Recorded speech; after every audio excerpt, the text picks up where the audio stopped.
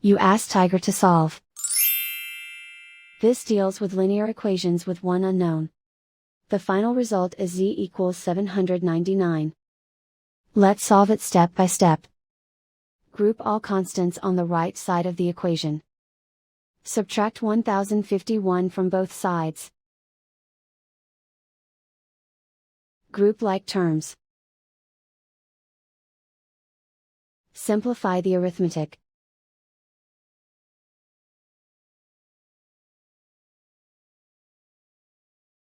Convert the z into a positive number.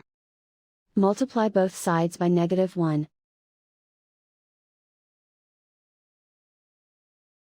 Remove the ones. Simplify the arithmetic. And so the final result is z equals 799.